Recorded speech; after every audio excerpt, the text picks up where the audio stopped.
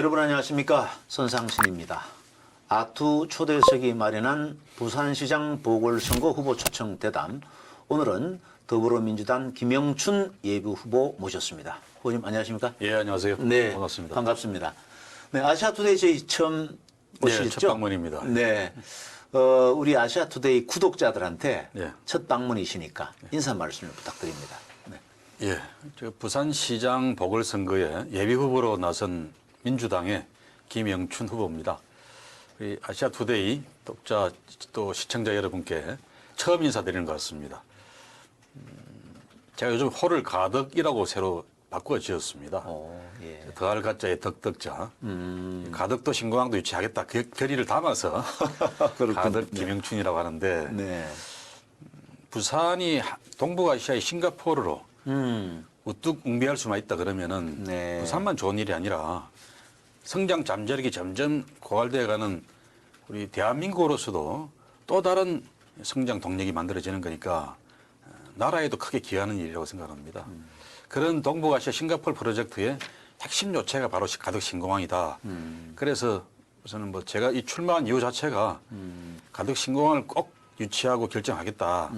그런 각오로 출마를 했습니다. 네. 잘 좀 봐주시기 바랍니다. 네, 출마의 변을 인사겸 해주셨는데 제가 기억하는 우리 김영춘 예비후보님은 김영삼 대통령 시절 예. 청와대 근무를 시작으로 공직 또는 정치권에 발을 들여놓으신 걸로 제가 기억을 하거든요. 그것보다는 좀 빠릅니다. 아, 그렇습니까? 예, 예. 어떻게 됩니까? 86년 말에 네.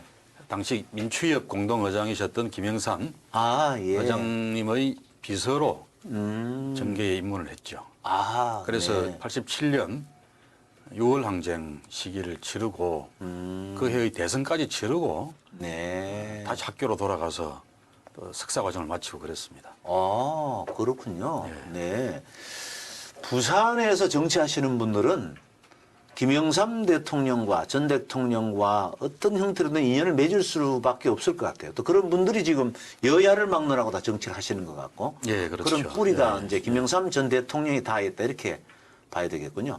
역시 부산 정치의 원류가 네. 원류가 김영삼 전 대통령이시다. 네, 네. 이렇게 말씀해도 무방할 것 같습니다. 네. 그리고 이제 국회의원도 지금 삼선이신가요? 예, 국회의원 저 하시고. 서울 광진구에서 두 번 국회의원을 하고 네. 19대부터 부산에 가서 출마를 했습니다. 네. 한 번 떨어지고 20대 때 당선이 되어서 예. 국회의원은 삼선 예, 서울까지 하시고. 포함해서 3선을 지냈죠. 그렇죠. 국회의원 삼선에 그다음에 해수부 장관. 예, 예. 문재인 정부 들어서 해수부 장관 하시고. 예, 예. 그리고 얼마 전까지는 국회 사무총장을 예, 그렇습니다. 하시다가 이제 부산시장 보궐선거에 나서시게 됐는데 예. 뭐 앞서 잠깐 가덕이라는 얘기까지 하면서 출마의 변을 얘기하셨지만은 예, 내가 부산시장에 출마해야 되겠다 이렇게 결심하게 된 특별한 계기가 있으신가요? 부산이 워낙 위기 상황이기 때문입니다. 네. 이번에 전임 시장이 잘못해서 네. 보궐선거가 생기고 나서 저는 민주당이 후보를 안 내야 된다고 생각을 했습니다. 아, 예. 저도 안 나가겠다고 마음을 먹었고요. 네. 그래서 5월에 박병석 의장님이 사무총장 제의를 했을 때 네. 제가 선뜻 수락을 한 것도 출마를 안 해야지 하는 마음으로 수락을 했던 겁니다. 그런데 연말에 민주당이 후보를 내기로 결정을 하고 뭐 저한테도 이런저런 의사타전이 들어왔을 때 고민 끝에 결정한 것은 지금 부산이 한 30년째 계속 날개 없이 추락하는 그런 도시가 되었습니다. 네. 인구도 390만 이렇게 하다가 지금 340만 이하로 떨어져서 우리 50만 명이 감소를 했고요. 노인 인구 비율이 7대 도시 중에서 가장 높은 도시입니다. 아하, 그래요? 신생아 출생률이 가장 낮고요. 그렇습니까? 예, 그 젊은 사람들이 자꾸 떠나가서 그렇습니다. 왜냐? 일자리가 없어서 그런 거죠. 젊은 사람들이 머물 만한 좋은 일자리가 없습니다. 대기업이 없으니까요, 부산에는. 네. 이런 부산의 추락은 이대로 두면은 이제 한 10년만 지나가면은 그야말로 껍데기만 남을 겁니다. 네. 인천에게 제3도시, 제2도시 자리를 뺏기고 제3도시로 추락하는 건 당연한 결말로 보이고요. 네. 이대로 두면 절대 안 되겠다. 물론 뭐 전임 시장의 잘못 때문에 생긴 일이지만 저희들이 피해자와 부산 시민께 사죄를 드린과 동시에 더 크게 책임지는 방법은 부산시장을 맡아서 무너져가는 이 부산을 다시 이렇게 세우는 역할을 여당의 후보로서, 여당 또 시장으로서 문재인 대통령 남은 임기와 함께 잘 마무리하는 게 그게 시민들께 진정으로 사죄드리는 책임 있는 자세다. 네. 그런 마음으로 출전을 결심하게 되었습니다. 오늘 굉장히 중요한 말씀을 하셨는데 그 부산시장 보궐선거가 생긴 그 요인이 오거돈 전 시장의 성추행 사건 때문에 생겼기 때문에 문재인 대통령께서 물론 대표 시절에 당원에 후보를 내지 않는 규칙 사유가 생겨서 후보를 내지 않겠다 했는데 전 당원이 또 그렇게 선택을 하니까 당원을 개정을 해서 출마할 수밖에 없었다는 그런 굉장히 중요한 말씀을 하셨는데 자, 그렇다 그러면은 지금 어쨌든 부산시장 보궐선거가 그런 이유이기 때문에 지금 민주당한테 불리한 건 사실이지 않습니까? 예, 정서적으로 여러 가지. 아주 불리한 출발선에서 시작을 했습니다. 그러니까 그 불리한 상황에서 출마를 결심하시기도 쉽지 않았을 것 같고 그럼 이제 후보님께서 그럼 내가 나갔을 때 돌파할 수 있는 무슨 뭐 계기나 전략이 있겠다 이런 아마 네, 있으니까 그렇죠. 예. 나오셨을 것 같은데 뭐 어떤 구체적으로 어떻게 극복하시려고 그래 이런 불리한 상황을. 제가 서울에서 재선국회의원을 지내고 10년 전에 부산에 귀향을 해서 재도전을 했습니다. 네, 네. 그리고 꼭 이제 10년째인데요. 그동안에 뭐 떨어진 게 더 많지만 국회의원 한번 당선되고 네. 또 해양수산부 장관으로서는 한 발 떨어져서 바다를 중심으로 부산은 우리나라 최대 항만 도시니까 그렇죠. 부산을 쳐다보기도 하고 그러면서 오랜 시간을 고민하고 나름대로 해법을 연구하고 공부하고 그 끝에 저 나름대로의 비전과 설계도가 있습니다. 네. 이제 그걸 한번 실천에 옮겨보고자 하는 그런 열망으로 이번에 출마를 하게 되었고요. 네. 저는 제가 생각하는 대로만 진행이 되면은 부산이 몇 년 안에 다시 용터리 많은 도시로 네. 잃어버린 에너지를 다시 회복을 해서 동북아시아의 싱가포르로 웅비할 수 있는 그런 도시로 부활할 수 있다고 믿습니다. 네. 이 불리한 상황을 극복할 수 있는 것은 실력이다. 그렇습니다. 실력을 보여주자. 이런 얘기네. 저 김영춘 개인의 경험과 뭐 실력, 네. 능력 네. 이것과 함께 네. 또 지금 문재인 대통령이 부산 출신이시지 않습니까? 그렇죠. 네. 그리고 국회도 민주당이 180석 가까이 압도적인 다수를 차지하고 있고요. 이런 조건을 잘 활용해서 문 대통령과 민주당이 부산에 지금 뭔가 해주려고 노력을 많이 합니다. 네. 예를 들면 가덕도 신공항도 그렇고요. 2030 엑스포 유치를 위해서도 정부 여당의 적극적인 협조가 필요하고요. 그래서 뭐 어떤 일각에서는 정권 심판 이런 이야기도 하는데 네. 저는 거꾸로 정권 밀땡론을 주장을 합니다. 정권 밀땡. 예. 밀고 밀어줄 때, 아니, 네. 밀어줄 때 땡기자. 밀어줄 때 땡기죠. 밀어줄 때 양껏 땡기자. 그러네요. 이번 보궐선거 뽑히는 시장이 임기가 호부 1년입니다. 1년이죠. 1년 뭐 남짓하니까. 1년 동안에 초보 시장이 들어서서 특히 네. 야당 시장이 네. 무슨 일을 얼마나 하겠습니까? 그 부산시 의회도 민주당이 다수인가요? 시의회가 90%. 시의회가?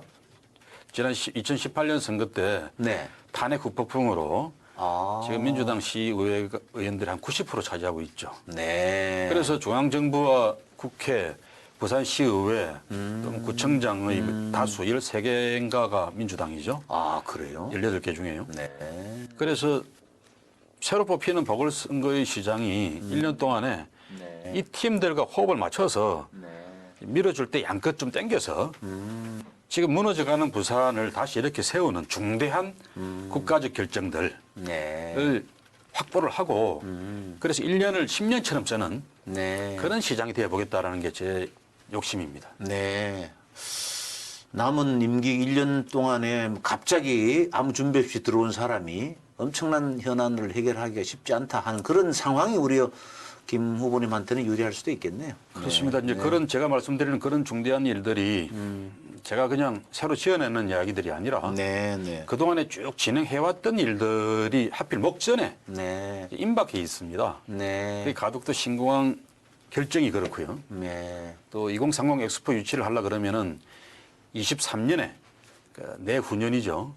내후년에 유치 결정이 됩니다. 아. 다른 나라의 유력한 도시들과 경쟁을 해야 되거든요. 네, 네, 네. 그랬을 때 이번 보궐선거 시장이 그 임기 1년 2개월 동안에 중앙정부와 호흡을 맞춰가지고 2030 세계 엑스포를 유치할 수 있는 결정적인 준비들을 다 해놔야 됩니다. 네. 그래서 제가 그냥 앞으로 1년이 그냥 1년이 아니다. 미래 10년, 20년을 좌지우지하는 결정적인 1년이 된다. 그래서 초보 시장, 야당 시장으로서는 택도 없는 그런 일거리가 있는 거다. 이렇게 말씀을 드리는 겁니다. 네, 그 참 어떻게 보면은 지나간 2020년의 시간이 굉장히 아쉬운 시간이네요. 굉장히 소중한 시간을 오거돈 시장의 그런 예, 사건으로 부산이 허송세월했다 이렇게 볼 수도 있겠고. 예, 맞습니다. 좀 전에 이제 여러 가지 말씀을 하시면서 뭐 가덕도 신공항 또 2030년 월드엑스포 부산 유치 이런 얘기를 하셨는데 이게 이제 지난 20일에 공약을 발표하셨대요 보니까. 예, 예. 그 내용이 다 포함된 것인데 자 먼저 네. 가덕도 신공항은 사실상 여야 후보들이 다 하겠다고 지금 얘기를 하고 있기 때문에 그걸 안 하겠다는 후보는 뭐 제가 볼 거의 없는 것 같고 뭐 소수 한두 분은 그걸 또 반대하는 분도 있겠습니다만 다 하기 때문에 뭔가 차별화가 필요하지 않습니까? 가덕도 신공항에 대해서는 그냥 유치하겠다는 걸로. 근데 서울 분들은 네. 잘 모르시는데 네네. 부산 시민들은 다 알고 있습니다. 아 그래요? 네. 그러니까 국민의힘 의원들이나 후보들이 하는 가덕도는 그냥 말로만 하는 겁니다. 아 선거용이다 그냥. 그럼요. 이게 역사가 이렇습니다. 네. 우선 김해 돛대산에서 민항기가 추락을 해서 129명이 사망을 한 사건이 2002년에 있었어요. 네 맞습니다. 그 네. 이후에 김해 공항은 안전하지 않다. 그래서 안전한 공항을 새로 신공항을 만들어 봐라 하고 검토 지시를 한 게 노무현 대통령입니다. 아 그래요? 예. 그런데 이명박 대통령이 대통령 선거를 치르면서 부산에 신공항 지어줄게 하고 공약을 했죠. 그런데 MB 정부가 결국 백지화 시켰습니다.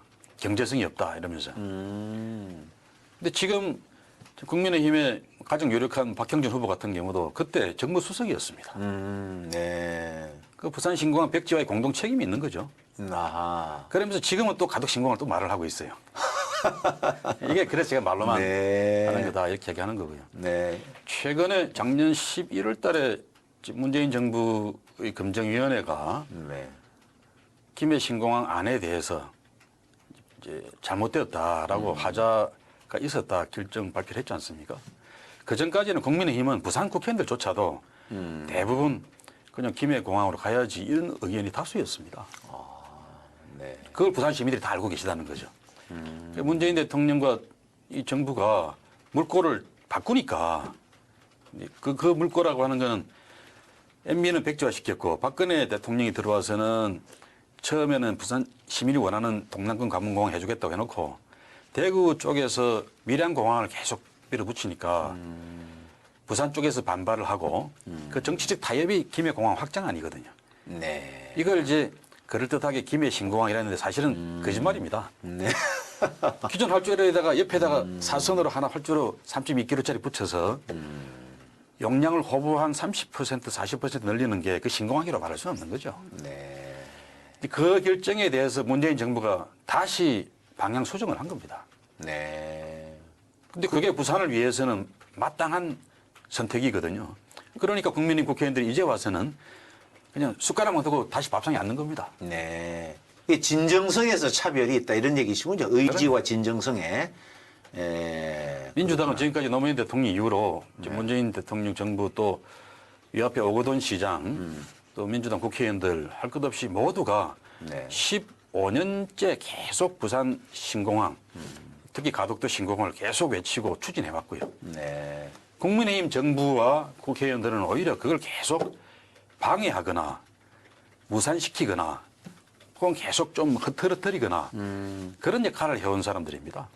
그 박형준 후보도 얼마 전에 이제 이 자리에 와서 가덕도 신공항의 필요성에 대해서 상당한 논리적으로 설명을 잘 했고.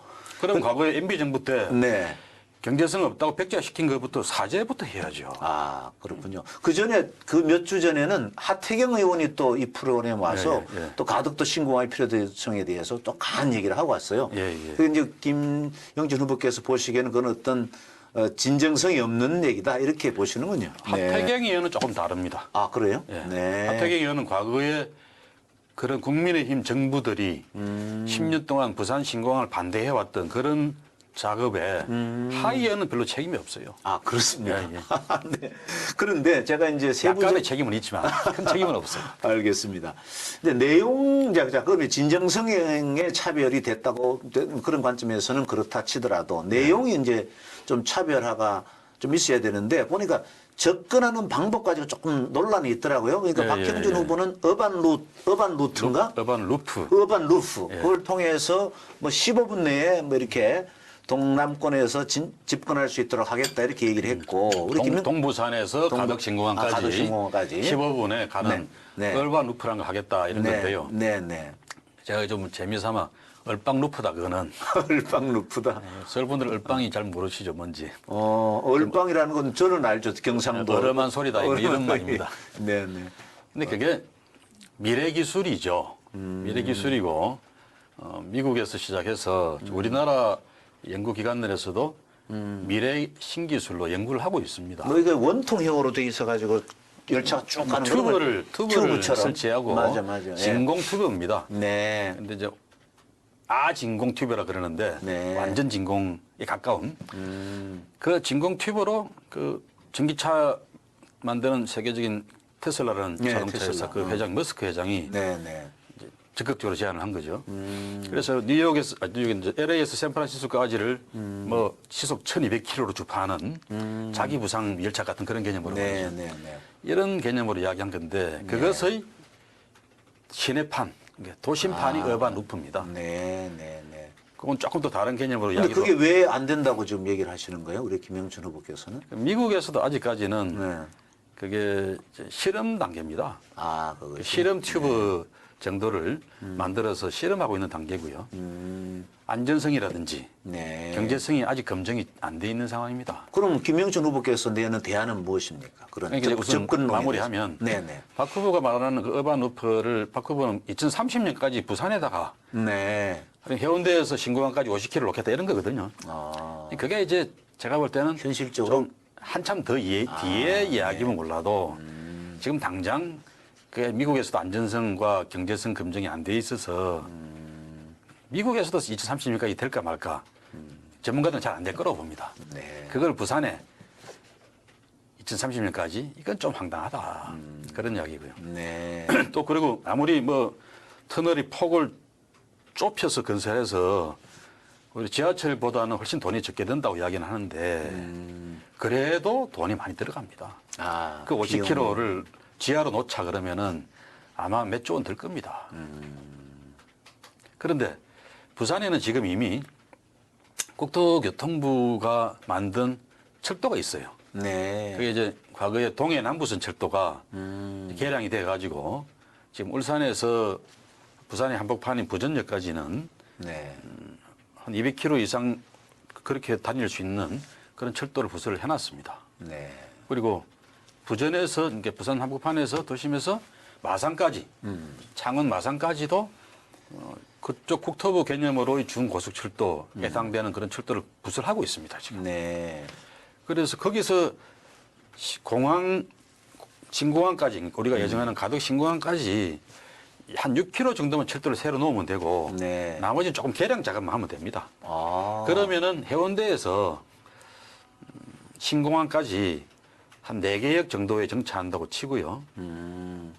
30분 이내에 급행철도가 다닐 수 있습니다. 네. 그러면 최소 경비로 가장 경제적인 수단을 확보할 수 있는 거죠. 그것도 시기도 빨라질 수도 있고. 그러면 그리고 또 많은 또 시민들이 이용자들이 이용도 할 수 있고요. 그런 거를 굳이 무슨 조단위 예산을 들여가지고 어반 루프를 새로 건설할 필요가 없는 거죠. 네. 예산 낭비입니다 한마디로. 네. 그러니까 우리 김영춘 후보께서는 준고속 철도망을 구축하고 기존의 어떤 인프라를 잘 활용하면 충분히 가능하다. 그렇습니다. 그런 말씀이시네요. 그 내용에서는 그 접근 방법 외에 공항을 건설하는 데 있어서는 뭐 아직까지 큰 이견은 없으신가요? 비슷한 개념을 다들 두 후보가 다 같이 공유하고 계신가요? 그렇죠. 뭐 그분들이 다시 네. 가덕 신공항을 찬성한다 그러니 네, 네, 네. 거기에 대해서 이견이 크게 없죠. 네. 신공항이 뭐 저희들은 저는 29년까지는 완공해야 된다고 주장하고 있습니다. 아, 2026년까지는. 29년. 네. 왜냐하면 2030년 세계 엑스포를 세계 저희들이 엑스포를 유치하겠다고 신청을 했고 그 한국 정부도 정부의 결정으로 네. 뒷받침하고 있어서 네. 30년 엑스포를 제대로 성공시키기 위해서는 29년까지는 신공항을 완성을 해서 네. 미국이나 유럽에서도 바로 들어올 수 있는 그런 공항을 만들어야죠. 가덕도 신공항이 완공이 되고 또 엑스포가 되면은 부산은 이제 획기적인 발전의 어떤 예. 모멘텀을 마련할 수 있다 이렇게 볼 그 수 이제 있겠네요. 죽어가는 도시인데 네. 이 죽어가는 도시를 부활시킬 수 있는 네. 결정적인 무기가 될 수 있을 겁니다. 그 앞선에도 그동안에 이제 부산이 죽어가고 있다고 그랬는데 사실 어떻게 보면은 부산은 제가 보기엔 그래요. 여야를 떠나서 아까 말씀하신 대로 김영삼 전 대통령의 어떤 정치적인 어떤 그늘, 유산 이런 것들이 쭉 내려오는 그런 구조고 그리고 이제 그와 관련돼서 지금 여당이나 또는 과거 야당이 부산의 시정을 책임졌다면 그럼 그분들 다 이제 나름대로 책임이 있는 거 아니에요? 그런 관점에서 보면 구체적으로 지금 부산이 왜 그렇게 망가졌고 지금 구체적으로 아까 잠시 말씀하셨습니다만 구체적으로 어떤 상황이길래 그 망가졌다고 얘기를 합니까? 뭐 역사적인 근원도 있고요. 네. 또 이 수도권에 집중되는 수도권 일극주의에도 근원이 있습니다. 네. 우선 역사적으로는 부산이 과거에 6, 70년대에는 경공업 시대에는 좋았습니다, 경제가. 예. 신발 산업, 합판 목재 산업 이런 경공업의 그렇죠. 메카였죠. 네. 국제 상사 뭐 동명목재 예, 뭐 이런 그렇습니다. 예. 뭐 그런 전통적인 근데 산업도 있었죠.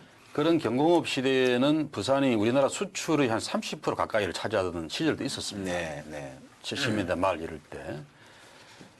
그런데 잘 아시겠지만은 동명목재 또 국제그룹 이런 부산의 네. 대표 기업들을 정치적 탄압으로 해체시켜버린 게 바로 전두환 정권이었습니다. 그렇죠. 네. 국제 상사. 그리고 옛날 분들은 다 기억하시는 양정모 역사죠. 회장 뭐 이런 분들이죠. 그러니까 부산의 대표 대기업들이 다 그렇게 무너져 버리니까 새로운 투자를 할 수 있는 대기업이 부산에는 씨가 말라버렸습니다. 네. 그래서 이 경공업으로부터 그다음은 이제 80년대부터 중화학공업으로 넘어가지 않습니까? 네. 그렇게 전환할 수 있는 기회를 놓쳐버렸어요. 또 뭘 했는가 하면은 부산을 성장 억제 도시로 묶습니다. 전두환 정권이. 그래요? 예. 그래서 어떻게 그런 80년대 조치가 내내 있죠? 네. 부산에는 새로운 투자를 못하게 만들었습니다. 정치적 고려에서 그런가요? 뭐 무슨 국토 균형 발전 부산이 미래창도 계속 아니고. 평창하고 있었으니까 아. 성장 억제 이런 예, 번역으로 묶고 예, 있다 예. 이 말씀이죠? 서울과 부산 두 개 도시를 묶었어요. 그런데 네, 네. 서울은 수도니까 이제 서울 안에 있는 공장도 다 밖으로 내보냈지 않습니까? 네, 네. 그래서 서울은 수도의 기능으로 공장이나 제조업이 없이도 다른 모든 금융이라든지 서비스가 전부 집약되니까 서울은 발전했어요. 네. 부산은 그런 서비스 집약 기능이 약하니까 부산은 성장을 못하게 막아버리니까 부산 그때부터 이제 산업 구조 조정도 실패하고 투자할 대기업도 없고 거기에 투자를 하고 싶어 투자를 못하게 막았고요. 네. 그럼 그 도시가 성장 잠재력이 생길 수 있습니까? 아주 굉장히 처음 듣는 얘기입니다, 저는. 근데 부산 경제를 아는 분들은 다 알고 있는 역사입니다, 이게. 저는 저도 출생이 부산이긴 하지만 살진 않아서 뭐 서울에 와서 계속 지내셔서 모르시는 거죠. 그렇군요. 어디 지역 네. 속에 됐으니까. 그래서 제가 이런 이야기를 하면 부산 사람들도 모르는 사람이 많아요. 젊은 사람들은. 네. 나이 드신 분들만 아는 이야기죠. 이제 그래서 부산이 그 뒤에 이제 중화공업의 시대나 IT 산업 시대에 완전히 적응하지 못하고 그런 산업을 접목시키지도 못하고 맥없이 무너져 온 겁니다. 네. 그래서 YS 정부가 들어서서는 이제 그걸 풀었습니다. 네. 성장 억제 도시 지정을 풀고 삼성 자동차 같은 걸 유치를 하고 이랬는데 네, 네. YS가 유치한 삼성 자동차 이외에는 그 뒤에 하나도 새로운 대기업이 부산에서 태어나지 못했어요. 네. 오히려 좀 성장하는 중소기업들도 좀 커지면 다 서울로 갔습니다. 그때부터는 이제 다른 이야기입니다. 수도권 일극주의, 네. 수도권 블랙홀 효과가 너무 큰 거죠. 그거는 뭐 대구나 다른 지역도 비슷할 겁니다. 그렇네요. 네. 그러니까 서울에서 멀면 멀수록 점점 쪼그라들고 메말라가는 생명력이 메말라가는 그런 나라가 바로 우리나라입니다. 부산이 서울에서 제일 멀잖아요. 그러니 경제가 날이 그럼요. 갈수록 양극화가 심해지고 쪼그라드는 거죠. 예, 이 이제 균형 발전이라는 노무현 대통령의 그 당시 정책이 그런 또 배경 속에서 나온 노무현 대통령이 그걸 잘 알죠. 네. 그래서 억지로라도 네, 지방을 살려보자 그래서 중앙정부 산하의 공공기관들을 다 전국을 흩어본 겁니다. 그런 게 약간은 지방에 도움이 됐어요. 도움이 되지만 실질적으로 기업이 근데 와야 큰 되는데. 구조. 네, 그러니까 대기업이 가 투자를 하고 그렇죠. 거기서 벤처기업이나 중소기업이 성장해서 대기업으로 올라가고 네, 이런 기업 생태계는 지방이 없어요. 예. 자, 그러면 우리 김영진 후보께서는 자, 이런 상황에 부산을 획기적으로 뭐 발전시킬 수 있는 정책 대안으로 뭐 어떤 걸 준비하고 계십니까? 자치 독립입니다. 자치 독립.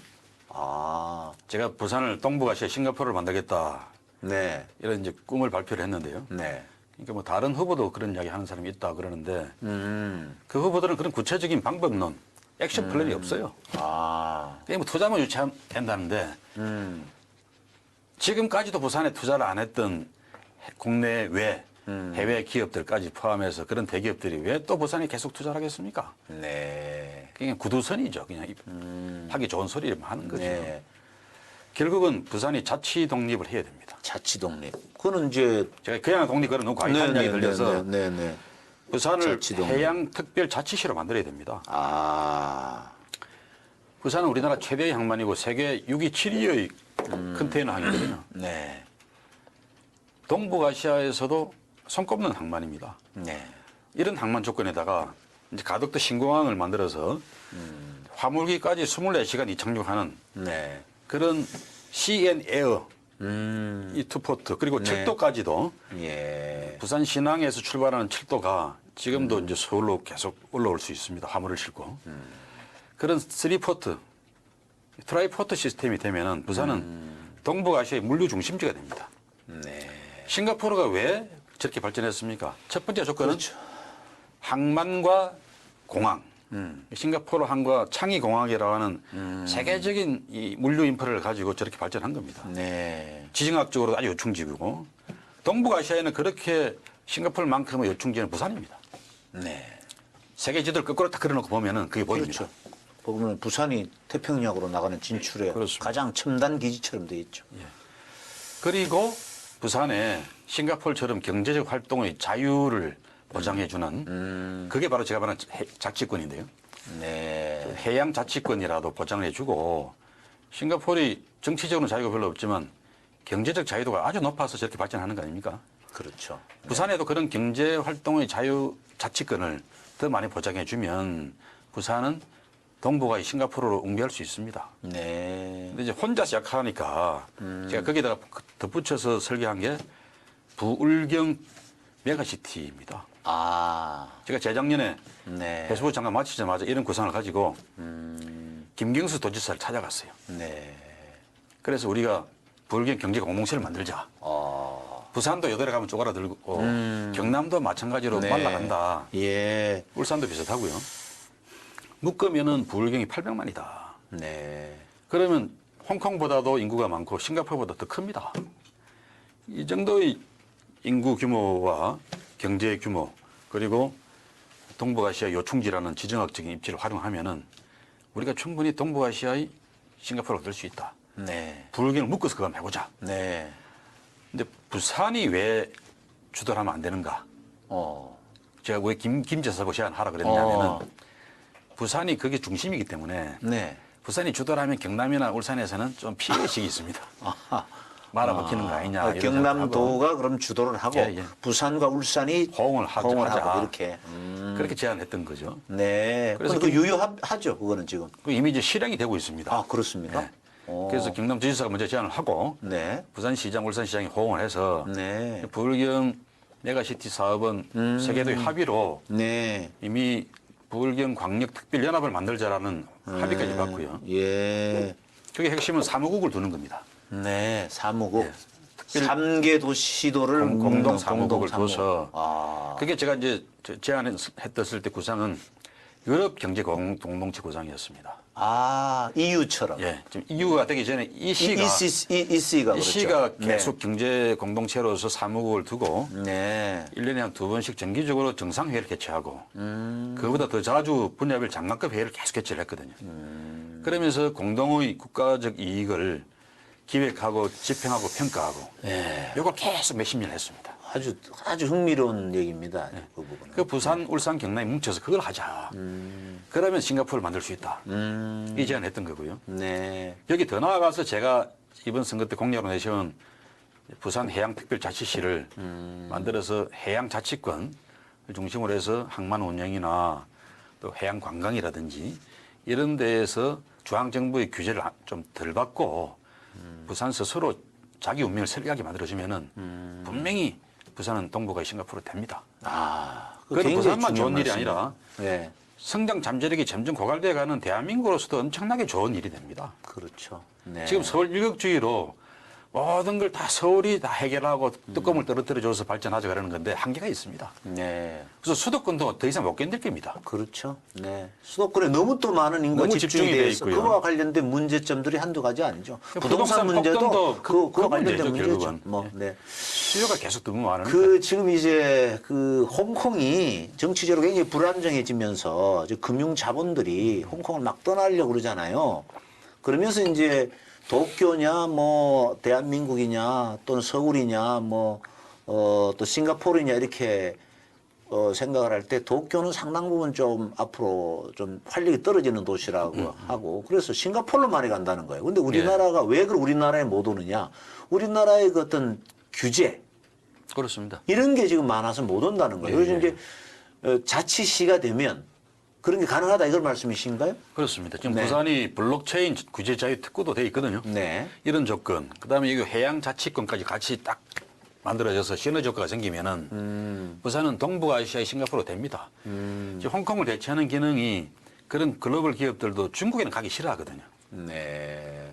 중국은 또 다른 또 문제가 그렇죠. 있어서. 다른 문제가 있으니까. 그 일본에 가기는 좀 그렇고 부산이 가장 적지입니다. 네. 단 중앙정부의 규제만 좀 자유롭게 풀어주면은 네. 대한민국을 위해서도 네. 부산을 그런 특구로 만들어주면은 대한민국의 효자가 하나 탄생하는 겁니다. 네. 그 얘기는 얼마 전에 우상호 더불어민주당 서울시장 후보가 와서 이 자리에 와서 여의도를 그렇게 만들겠다고 또 얘기를 했어요. 근데 서울은 더 이상 가지려 그러면 안 됩니다. 그 여의도와 부산의 경쟁은 어쨌든 좋은 얘기입니다. 굉장히 그 지금 건설적인 얘기고. 서울 시민들은 잘 모르실 거예요. 네. 부산이 우리나라 제2도시라 그러지만은 서울은 계속 그래도 커져온 도시고 네. 성장하고 발전해온 도시인데 부산은 쪼그라들어서 인구도 줄고 미래의 희망은 더 없는 그 절망의 도시가 되었습니다. 오직하면 노인과 바다의 도시라고 하겠습니까? 아니 지금 우리가 가끔씩 부산 가보면은 해운대, 광안리 이런 데 가면 아주 높은 아주 광안리는 아니고 해운대만 그렇죠. 해운대가 거의 고층 빌딩 또 아파트들 늘었으면서 야 부산 멋있다 이렇게 얘기하는 분들도 많은데 그 그거는 일부 이제 얘기 뭐죠 그거는? 그렇죠. 부산 부자들은 그 중에 일부고 그걸 가진 분들이 네. 근데 뭐 해외 부자들도 거기 또 사시는 외국 분도 분들도 있고, 많이 또 서울 사죠. 부자, 뭐 경남, 울산 부자들도 거기에 많이 투자를 하시죠. 중국 부자들도 많이 오고요. 기본적인 부산 시민을 위한 시설이라고 볼 수는 없는 거네. 그렇죠. 예. 그리고 그게 뭐 부산 경제에 무슨 크게 근본적인 네, 에너지를 네. 공급하는 그런 그런 거 것도 아닙니다. 아니죠. 다 주거 시설이고 뭐 맞습니다. 호텔이고 산업 그런 시설이 거죠. 없는 거니까. 예, 예, 그렇습니다. 그러면은 그런 것들을 포함해서 뭐 교육 문제도 좀 심각하잖아요, 지금. 이 좋은 인력이 좀 있어야 그런. 그러니까 제가 이제 말씀드린 그런 부산의 절망이 무슨 경제력이 점점 고갈돼 가고 기업이 없고 그러니까 부산에서 무슨 대학을 안 가려고 그러고요. 네.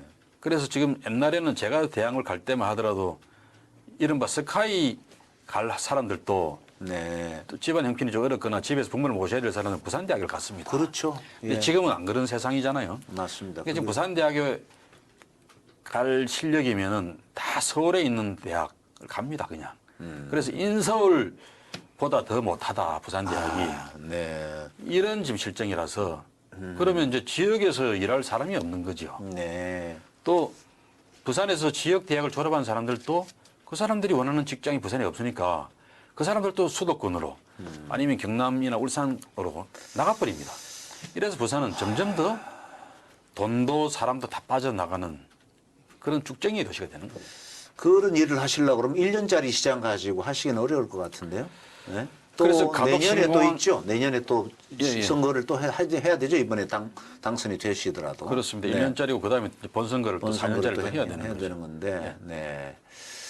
지금 이제 선거 구도를 좀 보면 이제 부산에는 더불어민주당 후보가 우리 예비 후보님 외에 뭐 몇 분 나와 계신 분들도 있긴 한데 경선이나 이런 것들은 언제 어떤 과정을 통해서 지금 예정은 3월 초까지는 경선을 한다고 되어 있습니다. 네, 네, 네. 조금 더 당겨볼 수도 있겠다는 생각이 드는데 네. 지금 중앙당의 계획은 3월 초로 예. 그럼 서울시장, 부산시장이 비슷한 시기에 뽑힐 텐데 이게 이번 서울시장을 조금 빨리 하고 네. 그다음 부산시장 하겠다는 거죠. 아, 그렇군요. 네. 그럼 서울시장, 부산시장이 또 이번에는 서로 영향을 주고받잖아요. 아무래도 이 선거가 또 다음 대선을 앞두고 있는 선거가 되다 보니까. 뭐 주고받는 영향도 있겠지만은 저는 네. 조금은 떼놓고 싶어요. 아, 그래요? 네. 왜냐하면은 서울은 저희 기준으로 볼 때는 서울은 잘 사는 도시입니다. 네. 서울 시민 1인당 연간 총생산이 부산 시민 1인당 총생산의 배입니다. 배. 네. 서울은 공장도 없는데도 배가 되고요. 또 1인당 총소득이라는 개념이 있습니다. 그건 저축을 포함한 개념인데 총소득도 부산보다 서울이 2배입니다. 거의. 네. 이런 상황이라 서울은 뭐 설령 정치 선거를 좀 치르더라도 부산만큼은 경제 선거를 하자. 아. 이 절망의 부산을 살리는 경제 선거를 치르자. 그런 일꾼을 뽑는 시장 선거를 하자. 네. 이게 제 주장이죠. 네.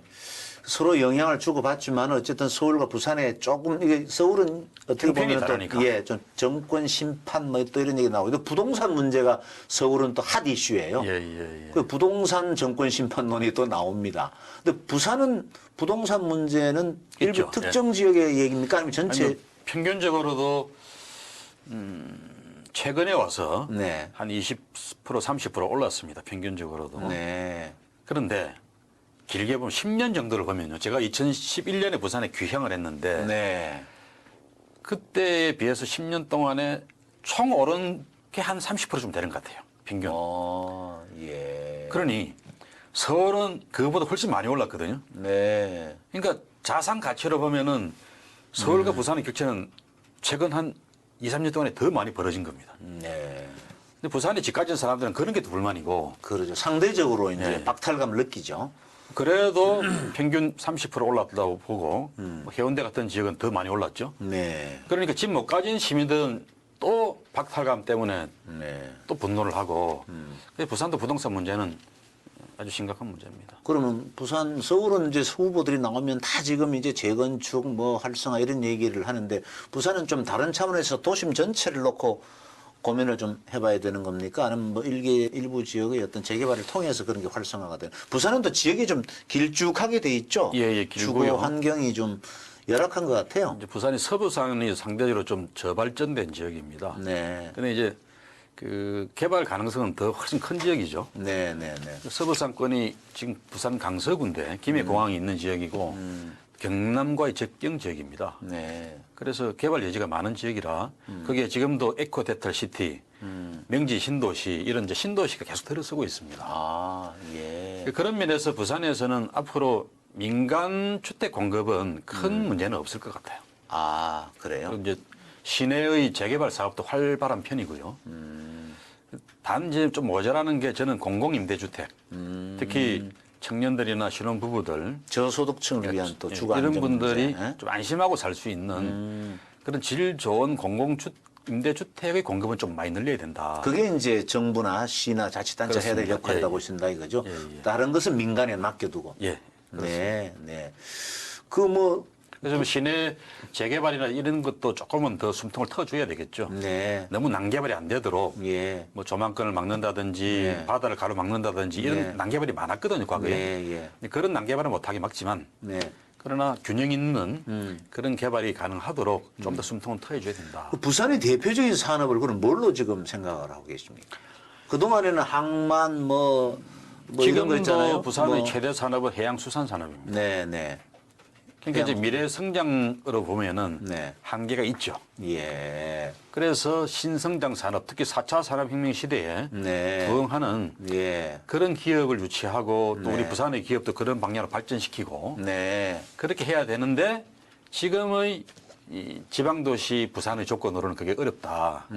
그래서 이런저런 이제 비상 처방을 강구해 보는 겁니다. 네. 그게 가덕신공항 건설이고 아. 또 해양특별자치시를 만들어 보겠다는 거고요. 불경을 연합해서 메가시티를 만들어서 글로벌 네. 경쟁을 해보자는 거고 예. 이런 비상한 장치를 만들어 보는 거죠. 예.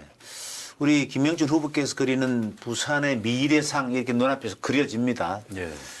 그 이제 지금 얘기하신 거는 제가 볼 때는 거의 하드웨어적인 얘기가 꽤 많아요. 예. 소프트웨어적인 측면에서 부산은 어떻습니까? 뭐 관광이나 문화나 지금 부산 국제영화제 정도가 이제 대표적인 알려져 있죠. 예. 문화 콘텐츠라고 생각이 되는데. 제가 이번 시장 선거 출마 선언을 하면서 세 가지 꿈을 말씀드렸습니다. 네. 이 부산 웅비의 세 가지 꿈. 그래서 첫 번째가 국제 경제 도시를 만들겠다. 그게 이제 싱가포르의 꿈이죠. 네, 네. 두 번째는 녹색 도시입니다. 아하. 부산이 바다와 산과 강을 다 갖고 있는 삼합의 도시인데 네, 네. 그런 좋은 자연 조건과 아주 천혜의 기후 조건을 갖고 있어요. 예. 서울에 비해서는 훨씬 여름에 시원하고 겨울에 따뜻한 도시 아닙니까? 그렇죠. 네. 겨울에 동백꽃이 온 시내에도 환하게 필 수 있는 빨간 꽃이 그런 네. 지역이고 여름에는 서울에 안 피는 치자꽃이 핍니다. 네. 그런 도시인데도 이제 녹지 정책이 그동안 많이 부족했습니다. 그래서 앞으로 이제 시내 도심지와 주택, 주거 지역 또 공단 지역들을 좀 녹화시키는 그런 녹색 도시 꿈을 만들어 보고 싶고요. 네. 거기에는 친환경, 네. 에너지 정책이나 네. 시민 안정 정책이 다 포함됩니다. 네. 세 번째 꿈이 국제 문화 도시를 만들겠다. 아, 네. 이제 부산 국제영화제는 유명하지만 예. 사실은 부산이 대중문화도 굉장히 발달한 도시입니다.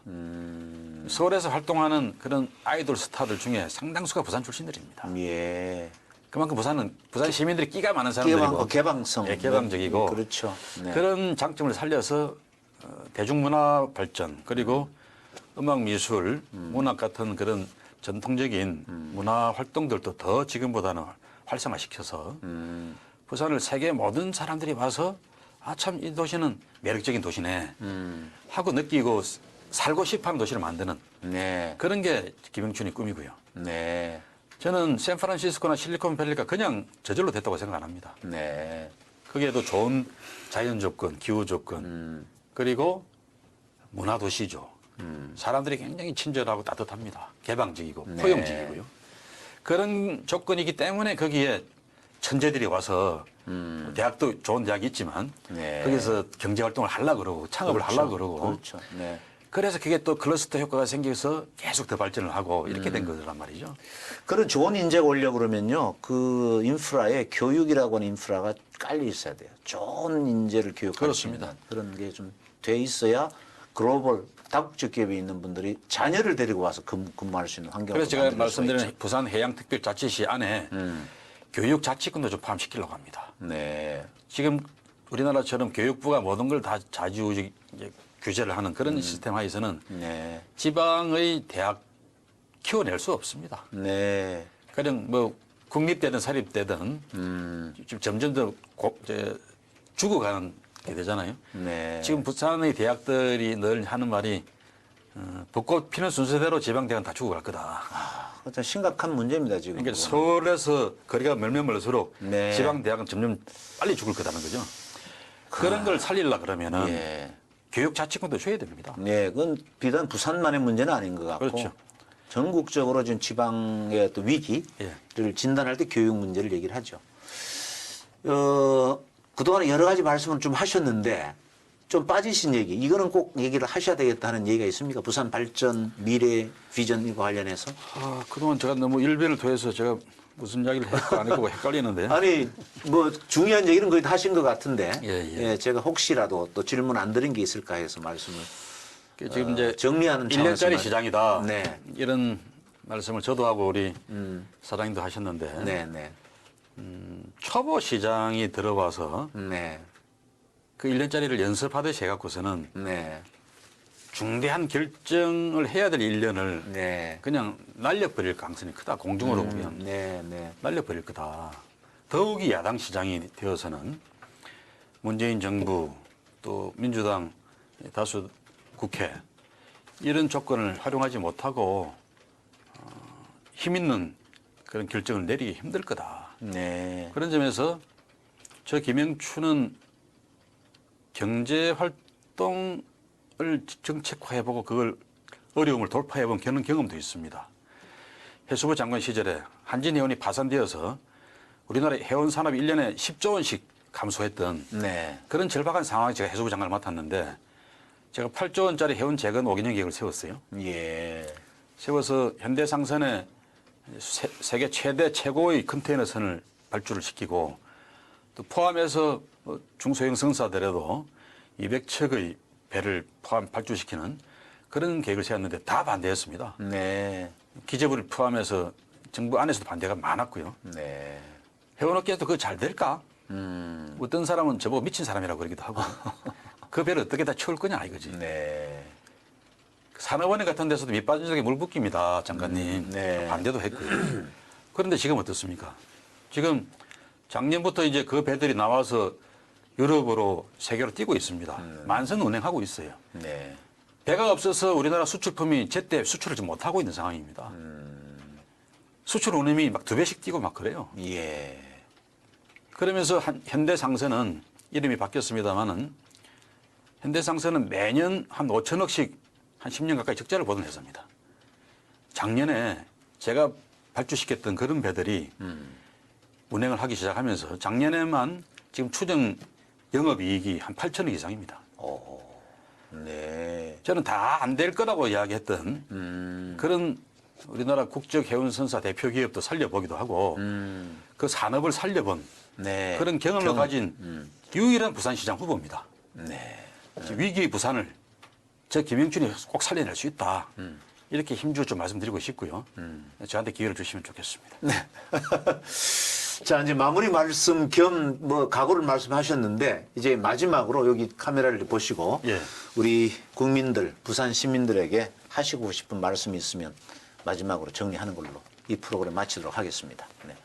예, 이번 부산시장, 서울시장 선거는 뭐 저희 민주당 소속 시장들의 잘못 때문에 생긴 선거입니다. 그 점 피해자분들과 또 시민들께 진심으로 사죄를 드립니다.